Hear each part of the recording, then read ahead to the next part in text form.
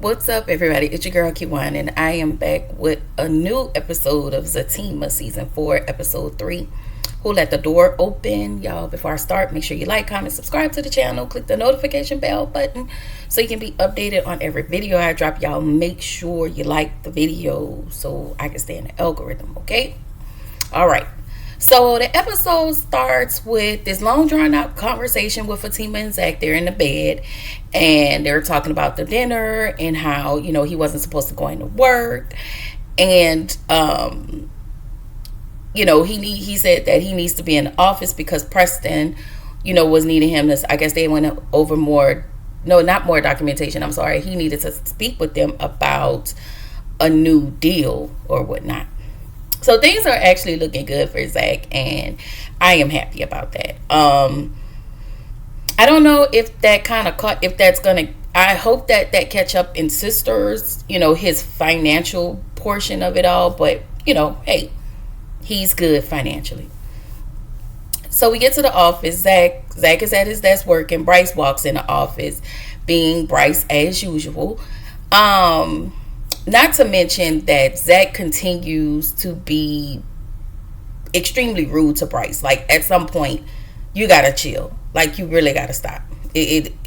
Like, Zach is an ass, and I think that's the least favorite thing I like about Zach. Like, he's an asshole, and it's not even warranted. Like, you keep moving like a person who's hurt.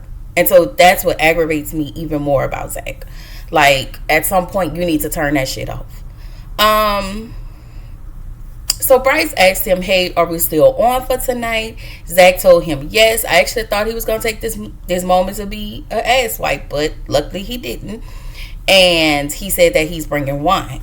So he asked, what food are you bringing? And Bryce was like, listen, I didn't know y'all eat from, black people don't normally eat from everybody. So I decided to bring wine instead of food. So Zach was like, well, you bringing wine for my pregnant wife. She can't drink wine. Neither can she eat wine. Again, I try to give him a little grace. And he continues to show up as his asshole. And I kind of need them to write that out. Like, be it when needed. But this just not needed. It's not needed. So then Bryce does what he usually do, overly apologize instead of saying, boy, you and this wine, okay? And this food, okay? But I'ma still be there at 7. I don't get it. Whatever. He tells Zach that, all the things he's doing for Angela, and Zach decides to pry into their business without nobody asked you for any of this. I mean, like, low-key he wasn't lying, but still nobody asked you. So he tells Bryce that Angela is playing him, and he gives Bryce advice on how to handle Angela. And they're doing this role play on how he should act with Angela, and I'm just looking like, this was just really unnecessary. It was a little funny, but it was just unnecessary. Preston walks in on them, and he talks to them, he talks to them about the offer, and everybody was like, hey, it sounds good. I agree. Whatever. So in the next scene, we see Nate, the nasty ass, clipping his toenails and putting all his toenail clippings all over Belinda's coffee table. Y'all know I don't see it for Belinda, but that shit was nasty. Like, sir, don't you have a home to go to? Like, Nate to me ain't nothing but a damn mooch. All right. So apparently, Nate is still with his wife. Like, I really thought that they separated because nobody talks about that. It's just spoke on a little bit off and on. Last time I saw her, she had a bat in her hand. But whatever. His bum ass don't want to go home and work on his marriage, and that is his problem. Anything that requires him to actually do the work, he doesn't want to do that. And so he tells Belinda, you gonna regret kicking me out. Child, please. Okay. So then Nate decides he goes to Belinda's house. Instead of going home, he take his bummy ass over to the barbershop Tony asked him, why do you look homeless? Mr. What's his name? Oh, I'm sorry. No. Tony asked him, why does he look homeless? Nate was like, because I am. And because Belinda kicked me out. And Tony told him, but you're not even supposed to be there anyway. Like, you're supposed to be home with your wife. And if I'm not mistaken, Nate has kids. You need to be home with your family. So Nate tells them that Lori is still mad at him, but she wants to talk. He said Lori talks with her fist, but you do need your ass beat. Because first of all, I don't even know why Lori wastes her time with him. I need his character development to really grow up and really grow.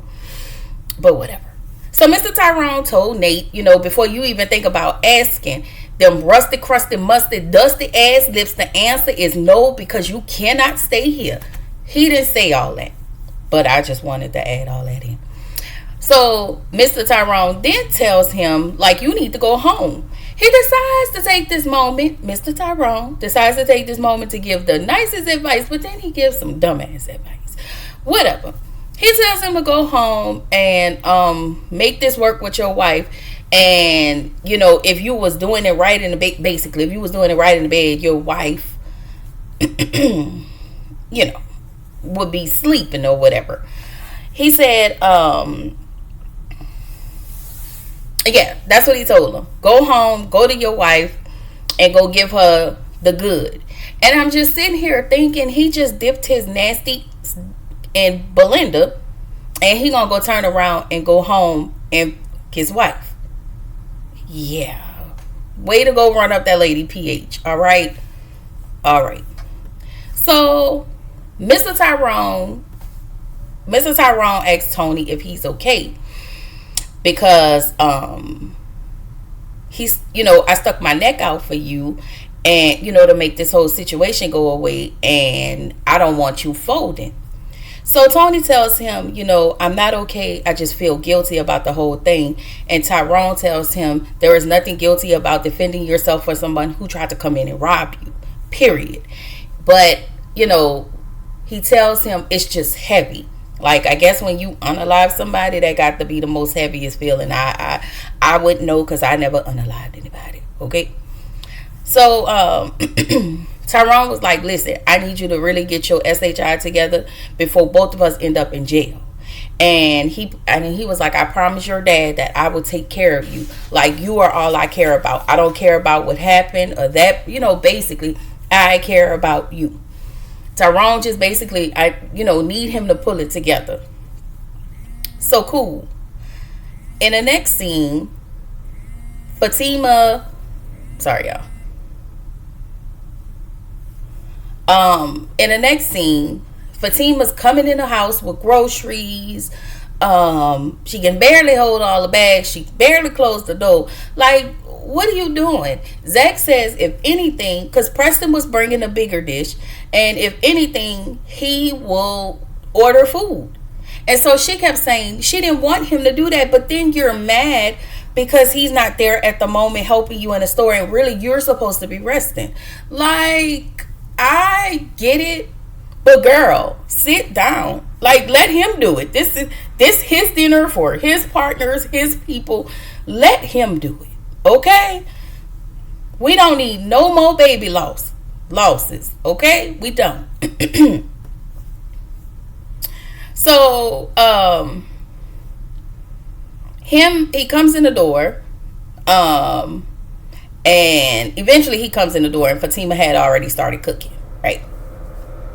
And so they talk about how he talks to Fatima on how Angela is playing Bryce. So, she takes up for Angela, and low key, yeah, I feel like she was playing him, but at the same time, it's not like Bryce was doing it just because. Like, you want something out of this. Anyway, Zach asked Fatima if she was okay because, he don't want her to push herself, right? And, they have that little conversation. So Bryce and Angela comes, and Bryce, I guess he bought a $239 bottle of wine, but if y'all noticed, that was a bottle of Stella Rose. And y'all know Stella Rose because I like green apple, and was that watermelon? I like watermelon, but above, I love green apple. That's all. Anyway, Preston brings Deja's goofy, thirsty, nasty ass over there as well. He was not aware that there were any issues between Fatima and Fatima and Deja. And so they went to going back and forward. And so Zach was like, yo, you got to get the up out of here, right? So she was like, well, I'm going to go, but I just wanted to let Fatima know that I was a doula. And so that kind of put Fatima on pause. And she was like, all right, come on. And so this is where, I'm sorry. Then we move over to Jeremiah. Jeremiah is outside shooting himself up, getting high. And he was calling for his mom. And his mom actually appeared.